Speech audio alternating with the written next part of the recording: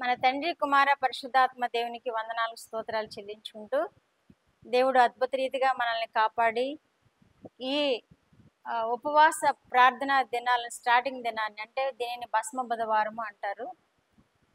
ఈ ఉపవాస దినాల ప్రారంభం దినం అనమాట ఇది. ఈ ఉపవాస దినాలు మనకి ఎందుకు ఏర్పాటు చేయబడ్డారంటే మన పూర్వీకులు బైబిల్ పండితులు మనకు ఈ దినాలను ఏర్పాటు చేశారు, ఉపవాస దినాలను ఏర్పాటు చేశారు. యేసుక్రీస్తు ప్రభువారు 40 దినాలు ఉపవాసం ఉండి బాప్తిస్మం పొందిన తర్వాత ఆయన శక్తి పొందుకోవడానికి, ఆయన బలం పొందుకోవడానికి ఉపవాసం ఉన్నట్లు మనం వాక్యంలో చూస్తున్నాము. దేవుని యొక్క శక్తి పొందుకోవడానికి, వాక్య ప్రకటన చేయడానికి, ఆయన ముందున్నటువంటి సిలువ యాగమును భరించడానికి, శక్తి గలవాడిగా ఉండడానికి ఈ దేవుడు మన రక్షకుడైన యేసుక్రీస్తు ప్రభువారు బాప్తిస్మం తీసుకున్న తర్వాత 40 దినాలు ఉపవాసం ఉన్నట్లు మనము వాక్యంలో చూస్తున్నాము. ఆ 40 దినాలను పురస్కరించుకొని బైబిల్ పండితులు ఏం చేశారంటే, మనము ఉపవాసం ఉన్నప్పుడు మనము కూడా దేవుని యొక్క శక్తి పొందుకుంటామని, మనం యొక్క ఈ లోకంలో పరిశుద్ధమైన జీవితం జీవించే విధానము మనం కలిగి ఉంటామని, మనము కూడా ఉపవాసం ఉండడం ద్వారా దేవుని సమీపంగా ఉండి దేవుని యొక్క మాటల ద్వారా మనం పరిశుద్ధపరచబడుతూ ఆయనను స్తుతిస్తూ ఉంటామని దేవుడు మనకి అనుగ్రహించిన ఈ ఉపవాస దినాలను మనం ఆచరిస్తూ ఉన్నాం. ఇది బైబిల్ పండితులు గొప్పవారు మనకి ఏర్పాటు చేసిన ఈ పరిశుద్ధ దినాలు అన్నమాట. అయితే ఈ ఉపవాస ప్రార్థన దినాలకి ప్రారంభం ఎప్పుడైందంటే ఈ బుధవారం. దీన్ని ఏమంటారంటే భస్మ బుధవారము అంటారు. భస్మ బుధవారము అని ఎందుకు అన్నారంటే, మన పరిశుద్ధ గ్రంథంలో ఏ విషయమైనను ప్రార్థన చేయాలని, ఏదైనా భారమైన సమస్య వచ్చినప్పుడు ప్రార్థన చేయడానికి వారు బూడిద పూసుకొని లేకపోతే బూడిదలో కూర్చొని ఉపవాసం ఉండి గోనె పట్ట కట్టుకుని ప్రార్థన చేసేవారు. మన పరిశుద్ధ గ్రంథంలో అలాంటి ప్రార్థనలు మనం చాలా చూసాం. బైబిల్లో ఎస్తేరు గ్రంథంలో రాయబడినప్పటికీ ఇతర ప్రతుల్లో రాయబడి ఉంది. ఆమె కూడా బూడిదలో కూర్చుని ఉపవాసం చేసినట్లు, అలాగే నినివే పట్టణస్థులు పట్టణ రాజు కూడా ఉపవాసం ఉండి బూడిదలో కూర్చుని గోనె పట్ట కట్టుకుని ప్రార్థన చేసినట్లు, అలాగే దానియేలు కూడా ఉపవాసం ఉండి, ఆయన బూడిదలో కూర్చున్నారని రాయబడలేదు కానీ ధూళి పోసుకొని ఆయన ఉపవాసం ఉండి ప్రార్థన చేసినట్లు మనము చూస్తున్నాము. అలాగే ఎజ్రా గ్రంథంలో ఎజ్రా కూడా 3 దినాలు ఉపవాసం ఉన్నట్లు, అలాగే నెహెమ్యా కూడా ఉపవాసం ఉన్నట్లు మనము వాక్యాల్లో చూస్తున్నాం.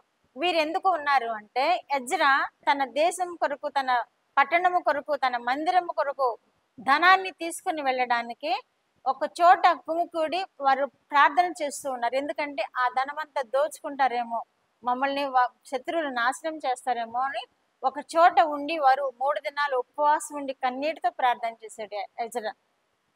దేవా, మా ప్రయాణాల్లో మీరు తోడుగా ఉండండి, మమ్మును, మా సామాగ్రిని, మా బిడ్డలను సురక్షితంగా యెరూషలేముకు చేర్చండి అని ఉపవాసం ఉండి కన్నీటితో ప్రార్థన చేశాడు.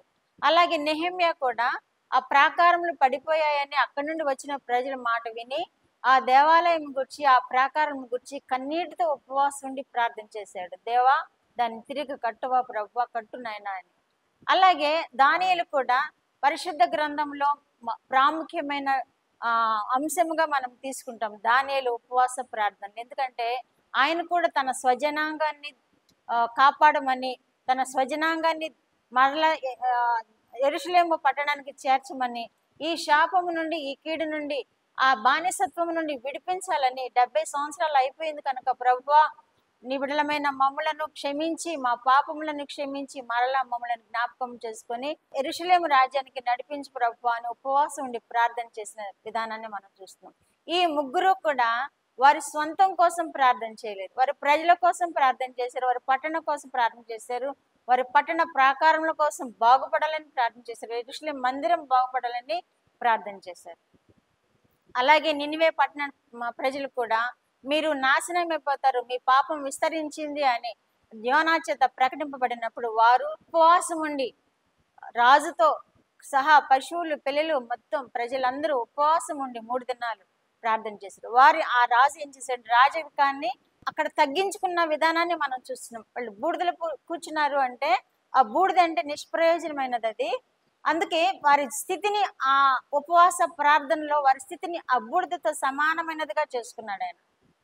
అంటే ఆ స్థితిని అంత నీచపరుచుకున్నాడు ఆయన.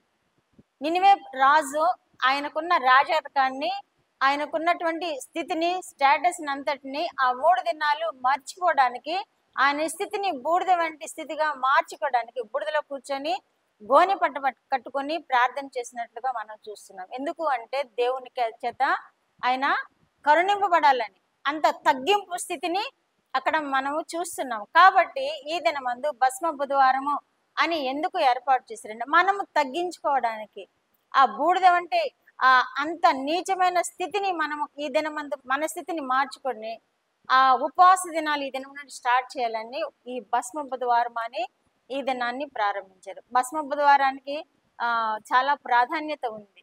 మనము ఆచరించాలా వద్దా అని చాలా మంది ఈ మధ్య చూస్తున్నాము, చాలా మంది పెడుతూ ఉన్నారు, చూస్తున్నాము. కానీ దీనిని ఆచరించే విధానం ఏంటంటే బూడిద పూసుకోవటం, ముఖానికి బూడిద పూసుకోవటం, మట్లపు కాల్చి ఆ బూడిదని దాచుకొని దాన్ని ఆచరించడం, దాన్ని త్రాగడం, ఇది కాదు. ఇది ఆచారం. ఈ భస్మ బుధవారం యొక్క ఉద్దేశం ఏంటంటే మనల్ని మనం తగ్గించుకొని ఈ దినం నుండి ఉపవాసం చేయాలని ఉద్దేశం కలిగి ఉండటం. ఈ భస్మ బుధవారం యొక్క ఆచారము అనకూడదు. ఇది మన హృదయపూర్వకంగా చేయదగినటువంటి ఒక పరిశుద్ధమైన యాగం అనమాట. ఈ దినం నుండి 40 దినాల వరకు దేవుని యొక్క శిలువను ధ్యానించడానికి ఈ దినమందు మనము నిర్ణయించుకుంటున్న ఈ పరిశుద్ధమైన యాగం అనమాట. ఆ శిలువను ధ్యానిస్తూ, ఆయన శ్రమలను ధ్యానిస్తూ, మనము పశ్చాత్తాప హృదయంతో ఆయన శిలువైన వైపు చూచినప్పుడు మన హృదయం మార్పు చెందాలని, ఈ 40 దినాల్లో ఆయన శిలువని ధ్యానిస్తూ ఉండినప్పుడు మన పాప స్థితి ఏంటో మనం గ్రహించుకోవాలని, దానిని విడిచిపెట్టుకొని నూతన జీవితం జీవించాలని, ఆ శిలువ మార్గం ద్వారా మనము కూడా ప్రయాణం చేసినప్పుడు ఆ యేసు ప్రభు యొక్క శిలువను మనం ధ్యానిస్తూ ఉండినప్పుడు మనల్ని మనం పరిశుద్ధపరచుకోవాలని బైబిల్ పండితులు ఏర్పాటు చేసిన ఈ 40 దినాల ఉపవాస కూడికలను చాలా మంది నానా విధాలుగా విమర్శిస్తూ ఉన్నారు, నానా విధాలుగా ఉపయోగించుకుంటున్నారు. కొంతమంది అయితే ఈ 40 దినాలే ప్రార్థన చేయాలా, ఈ 40 దినాలే ఉపవాసం ఉండాలా, ఈ 40 దినాలే సిలువను ధ్యానించాలా, సంవత్సరం అంతా సిలువను ధ్యానించవద్దా అని కొంతమంది అంటున్నారు. కొంతమంది వారికి ఇష్టమైన రోజుల్లో పెట్టుకుంటున్నారు. కొంతమంది వారి ఇష్టానుసారంగా కొన్ని రోజులు 50 రోజులు, 60 రోజులు, 40 రోజులు, 100 రోజులు, 21 రోజులు ఎలా పెట్టుకుంటున్నారు. ఏది ఏమైనప్పటికీ ఈ ఉపవాస దినాల యొక్క ఉద్దేశం ఏంటంటే ఆ యేసు ప్రభు వారి యొక్క శిలువ మరణ పునరుద్ధానాలకు ముందు దినాలుగా ఏర్పాటు చేసింది. ఎందుకంటే మనము అది ధ్యానించాలని, మన హృదయము ఆయనకి సమర్పించుకోవాలని, మన హృదయము నూతన పరచబడాలని బైబిల్ పండితులు ఏర్పాటు చేసిన ఈ 40 దినాలను మనం ఆచరించడం మనకు ఎంతో అవసరం. మనం మార్పు చెందడానికి ఈ 40 దినాలు మన ప్రార్థనల వల్ల, మన యాచనల వల్ల, మన శిలువ ధ్యానం వల్ల, మన వాక్య పఠనం వల్ల ఈ 40 దినాల్లో మనం మార్పు చెందటం ఎంతో అవసరమైనది. ఎందుకంటే ఈ దినం ప్రారంభమయ్యేది మన ఋతుక్రమం ప్రకారము. దేవుడు మనకు ఒక ఋతువులను ఏర్పాటు చేశాడు కదా. భూమి అక్షము వంగి ఉండడం వల్ల ఋతువులు ఏర్పడతాయి. ఆ సంవత్సరానికి 6 ఋతువులు ఏర్పడతాయి. మొదటి ఋతువు వసంత ఋతువు అయితే 6వ ఋతువు శిశిర ఋతువు. మనం ఇప్పుడు శిశిర ఋతువులో ఉన్నాం. శిశిర ఋతువు యొక్క ప్రకృతి ధర్మం ఏంటంటే ఆ చెట్లు ఆకులు రాలుస్తాయి. చెట్లు ఆకులు రాల్చడం అంటే అవి ఆ పాత ఆకులన్నిటిని విడిచిపెట్టి నూతన చిగురు తొడడం కొరకు, నూతనంగా పుష్పించి ఫలాలు ఇవ్వటం కొరకు చెట్లు ఆకులు రాల్చే విధానం ఈ శిశిర ఋతువు యొక్క ధర్మం. అందుకనే ఈ పండితులు మనకి ఈ నెలలో ఉపవాస దినాలు ఎందుకు ఏర్పాటు చేశారంటే మనం కూడా మన పాత స్థితిని, మన పాపపు స్థితిని అంతటిని విడిచిపెట్టుకోవాలని, మన పాపం అంతటిని ఆ ఎండిపోయిన ఆకులు రాలిపోయినట్లుగా మనము కూడా విడిచిపెట్టుకోవాలని ఈ శిశిర ఋతువుల్లో ఈ ఉపవాస దినాలు ఏర్పాటు చేశారు. ఇది ఎప్పుడు అంతమవుతుందంటే పునరుద్ధాన దినానికి ముందు పరిశుద్ధ శనివారానికి పూర్తి అవుతున్నాయి. ఆ పరిశుద్ధ శనివారము, పునరుద్ధాన దినము, గుడ్ ఫ్రైడే ఎప్పుడు వస్తుందంటే వసంత ఋతువులో వస్తుంది. వసంత ఋతువు యొక్క ఋతుధర్మం ఏంటంటే చెట్లు చిగురించడం, పువ్వులు పోయటం.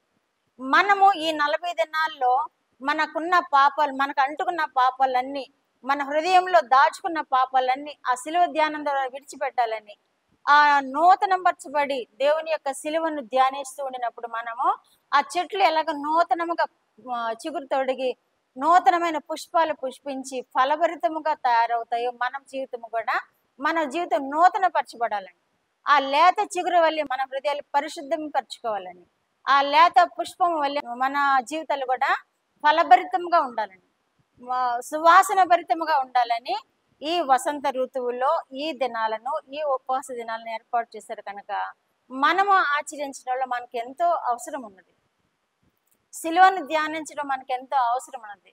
గుడ్ ఫ్రైడే ఆ ఒక్కరోజే ధ్యానించడమే కాదు, ఈ 40 దినాలు యేసు ప్రభు వారి బోధలు వినటం మనకి ఎంతో అవసరంగా ఉన్నది. ఈ 40 దినాలు యేసు ప్రభు బోధ విని గుడ్ ఫ్రైడే ఆయన సిలువను ధ్యానిస్తూ ఉన్నప్పుడు మనకి ఎంతో పరివర్తన వస్తుంది. అప్పుడు మనము నూతన పరచబడతాము. రాబో సంవత్సరం అంతయు కూడా మనము ఆశీర్వాదకరమైన, రక్షణార్థమైన, మేలుకరమైన జీవితం, దేవునికి మహిమార్థమైన జీవితం జీవిస్తామని ఏర్పాటు చేసిన ఈ 40 దినాలు మనం ఆచరిద్దాము. దేవుని మహిమ పరచబడే విధముగా మనం జీవిద్దాము. దేవుడు ఈ ఉపవాస దినాలను మనకి ఆశీర్వాదకరంగా చేయను గాక. అనేక మంది మార్పు చెంది వారి హృదయాలను దేవునికి సమర్పించుకుందరు గాక. అనేక మంది ఈ ఉపవాసాల దినాల వలన దేవుని హత్తుకొని దేవుని యొక్క రక్షణాందంలో ఎదుగురు గాక. ఆమేన్.